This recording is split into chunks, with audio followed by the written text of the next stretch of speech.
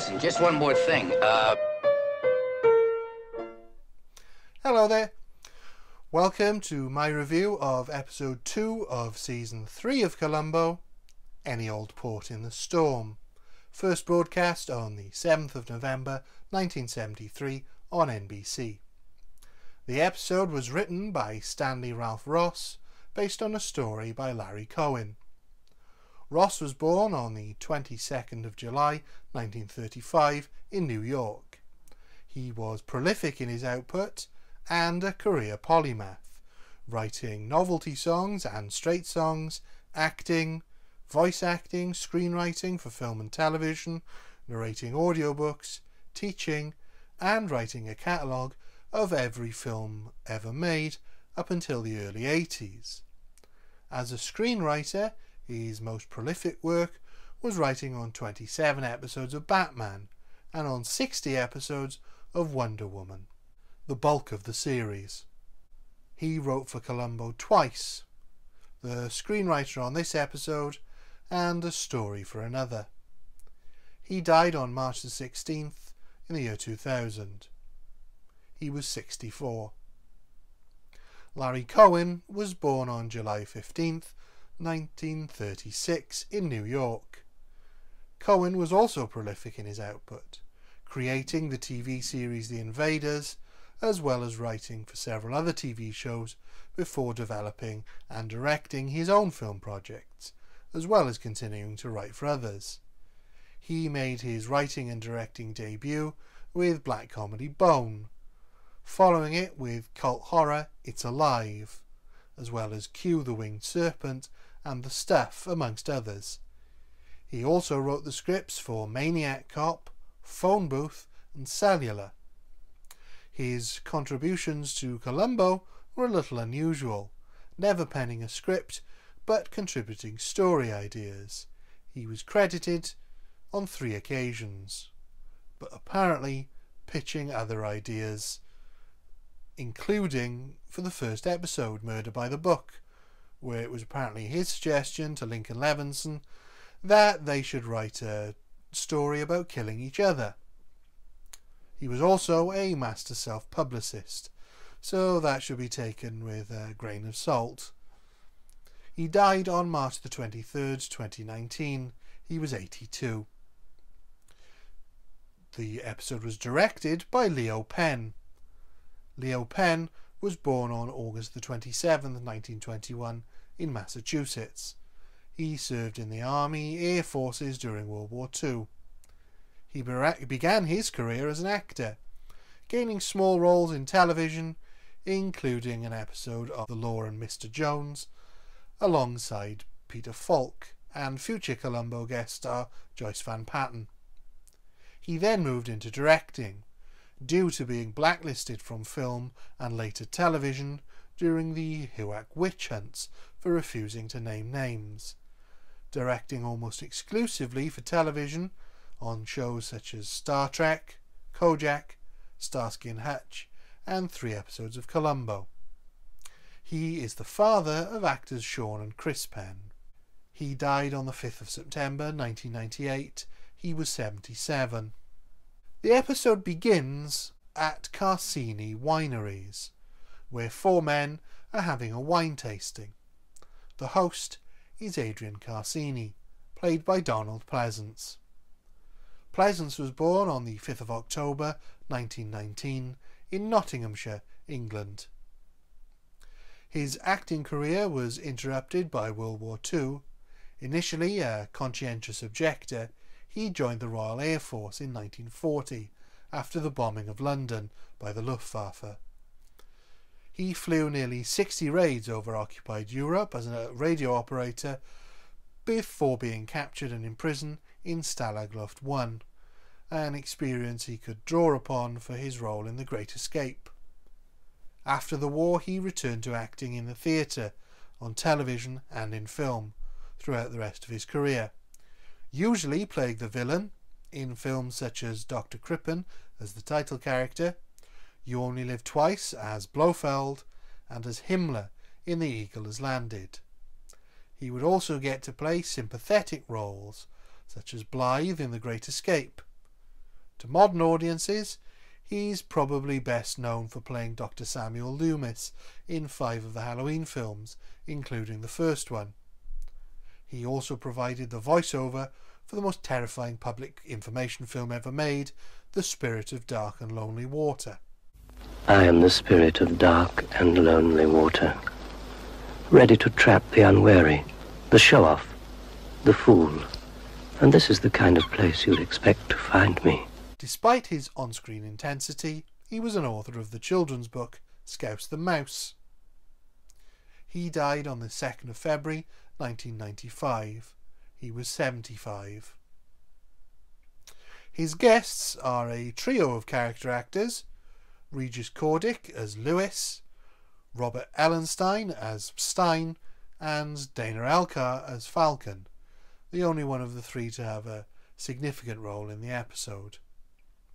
They are bowled over by the wine and ask Adrian if he plans to sell it, which he says he doesn't, as he only produces a small amount, so he will offer a few bottles to friends but keep the rest vaulted. He leaves and listens to them discuss his eligibility for an award over the intercom. When he goes to his office, his brother Enrico is waiting for him. Enrico, or Rick, wants some money off his brother. Adrian inherited the wealth, which he has mostly spent, while Rick inherited the land the vineyard is on, and, as Adrian has been unable to turn a profit, Rick is intending to sell the land to wine mass producers. This enrages Adrian, and in a frantic state he knocks his brother out, but interestingly doesn't kill him at this point. Presence is superb in this scene, hysterical and just at the very edge of being over the top without tipping over. With his brother unconscious, he picks up the wine he came into the office for, and on his way out bumps into his secretary Karen, who he tells to leave, using his brother's turn of phrase to get rid of her. Now, no paperwork today. Today is Sunday. Only a fanatic works on a Sunday. He joins his 3 guests and they enjoy the new bottle he has brought through, telling him he is going to be their society's Man of the Year. As they leave, he tells them he can't wait to tell his brother, who is on his way to Acapulco. He then goes to deal with his brother, who is in fact on his way to his grave. He drags the unconscious Rick to the wine cellar, where he ties him up and switches off the air pump, leaving his brother in a sealed, airless room. It's quite brutal from such a seemingly timid character. He hides his brother's car, notices Rick's diving equipment, and then leaves. On a plane to New York with Karen and the other society members, he maintains the illusion that his brother is still alive by asking Karen to write a letter and a check to him. At a wine auction that evening, he buys a $5,000 bottle of wine on top of the $18,000 he has already spent, explaining where his inheritance has gone. And when his secretary questions whether he needs to buy the bottle or not, he explains his compulsion to her. Nobody really needs a $5,000 bottle of wine, Karen. I just don't want anybody else to have it. We then cut to Columbo explaining to a young lady that it's 2 o'clock in the morning and that she needs to speak to missing persons. But she says there's no one there. She's Rick's fiancée, Joan, and when she explains the situation, and because Rick's also Italian, Columbo says he'll look into it. It's a rare glimpse behind the curtain that shows Columbo is almost certainly always at work, and that he can seemingly choose to work a missing persons case if he wants. We've seen him on missing persons cases before with that explanation, so it's nice to see this one give some kind of reason.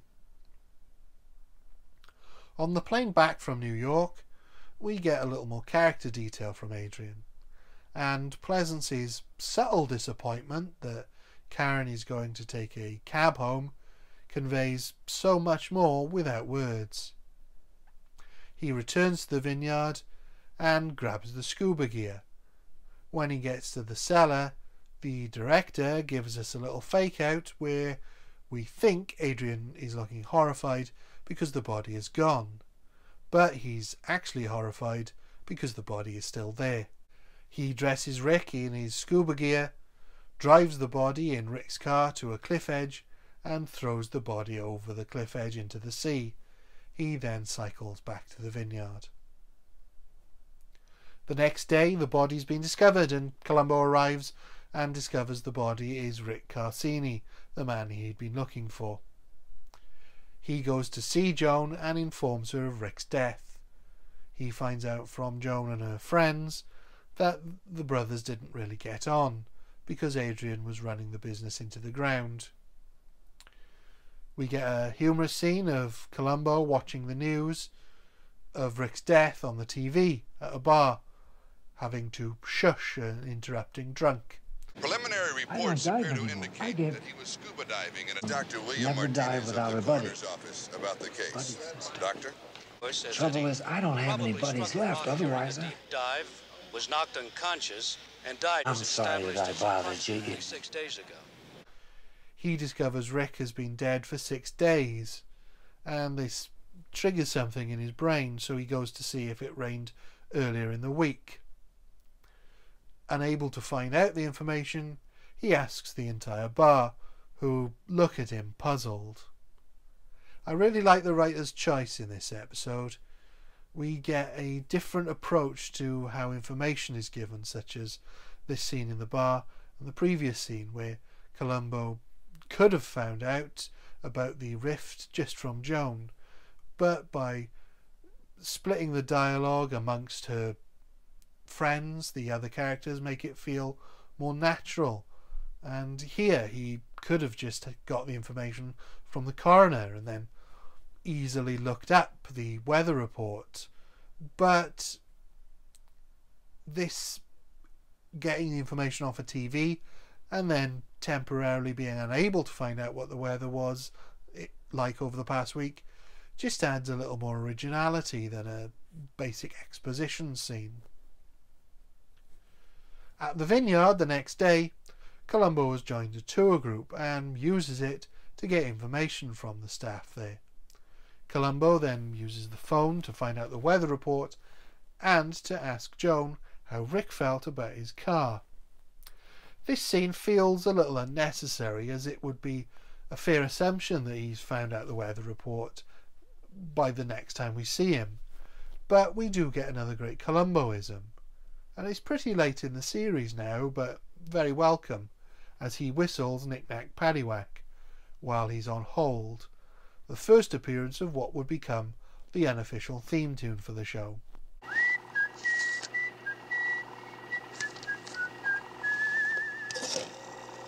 Columbo eventually finds Adrian in the lab, and Pleasance plays these scenes perfectly, clearly pretending to mourn his brother and not doing a bad job of it, but not doing quite good enough a job of it. Convincing enough to fool some people, but not Columbo, who fairly late in the episode has found his man. Unable to hide his glee over his whines for long enough to look concerned enough. Columbo is naturally puzzled by several things, chiefly Rick leaving his car in the rain with the top down and no one seeing the car, which Adrian seems to be able to excuse away. Columbo asks if he can come back to learn about wine, and as he's leaving he gets a call from the ME. Pleasance and Falk appear to be having a lot of fun with each other in these scenes, and it's really a joy to watch. Columbo then questions Joan about Rick's diet, as the medical examiner had told him Rick hadn't eaten for 2 days before he died. She says he wasn't on any sort of unusual diet. He then goes to see the society members and finds out Adrian wasn't the one who decanted the wine on the day that he knocked Rick out, as you needed a steady hand to do it, and the chances are his hands were a little shaky after knocking out his brother. We get to see a lot more of Columbo putting the individual pieces together here than we have done previously, and it's really great to watch his brain working. all of these clues that we watched but didn't see, and he picks up on every one. He then goes to see a wine expert to learn all he can about wine, and it's a second cameo from George Gaines, last seen in Etude in Black, now with a moustache and a French accent. After his visit with the wine expert, Columbo then goes to see Adrian again and dazzles him with his recently gained wine knowledge, which impresses Adrian, until Columbo explains that he actually deduced what the wine was and also managed to flatter his way into getting a look at the wine cellar where Adrian hid the body. As Adrian explains the temperature-controlled room, Columbo rushes to call his wife as he remembers there was an overly hot day in the previous week. As Columbo leaves, Adrian asks why the body hasn't been released and why Columbo is working the case. It's Columbo's turn to make excuses, as he goes on to say that one of the reasons is that they need to find out why, as it rained and was then sunny, there were no watermarks on the car. Columbo then goes to question Karen, and she claims that she saw Rick leave on the day of his visit. While he's there, he calls Adrian and invites them both to dinner. He also claims he will invite his wife, but I think we all know she is highly unlikely to show up. The next evening, as Karen and Adrian prepare to meet Columbo, there is a thawing in their relationship, even though Karen now has a seed of doubt about Adrian's involvement in his brother's death. She's noticed a change in Adrian, but doesn't seem to believe he actually did it, something Columbo hopes to change during the course of the dinner. At the restaurant, we are greeted by Columbo without his raincoat and ubiquitous character actor Vito Scotti in his first of 6 appearances in Columbo, here as the maitre d'. As the meal comes to a close, Columbo impresses Adrian by ordering a rare port that he suspects they won't have, but in fact they do, and Columbo and Karen both like it. But Adrian says the port is awful and has been ruined by being kept somewhere warm, and becomes enraged. We're treated to a nice little gag ending to the scene with Scotty and the waiter, and as the party leaves, Columbo casually mentions they had an unusually hot day while Adrian was in New York, setting the trap. On the car ride home, Karen confesses her feelings for Adrian, and he half rejects her. She is now fairly certain that he did kill Rick and is willing to excuse that and keep quiet about it, but Adrian no longer trusts her. In a scene that could easily have been fairly unbelievable, but having been set up so delicately throughout the story, she attempts to blackmail him into marrying her. He leaves immediately and says they'll discuss things the next day. He then sets about destroying his entire wine vault, as it is now all ruined. He throws the wine into the same location where he dumped Rick's body, but Columbo is waiting and the trap is sprung. The bottle of port from the restaurant was actually Adrian's, which Columbo had pocketed while he was at the wine cellar, and which most people probably would not have noticed was spoiled. Adrian is magnanimous in defeat and accepts his fate. We then get an epilogue, unusual for Columbo, where back at the vineyard, Adrian asks, "Who's going to look after all this? The grapes and plant?" It'll go on, sir. which he's pleased about, and they enjoy a final glass of wine together. This is a superb episode. The plot and the dialogue are measured and thoughtful and consistent. The performances from Pleasant and Falk are spectacular. The direction is interesting, and the supporting cast and the tone are all just right. There's a question as to whether someone so meticulous about his wine would not know what the weather had been doing, but The one area Adrian doesn't seem to get involved with appears to the growing of the grapes, so I personally don't consider that to be a plot hole. The supporting cast all put in a solid sort of performance you'd expect from a team of character actors like this, and the resolution is clever, with Columbo just being sneaky enough without crossing the line. This is everything a Columbo episode should be. Watching him latch on to each clue and explore it while matching wits with the murderer he seems to genuinely like. It's just different enough in tone from the last two seasons to be noticeable, but I think the differences really add to the episode and the lore of Columbo, the character. This is another high point, and so I have no qualms in giving it the full 5 out of 5. Thank you. Goodbye.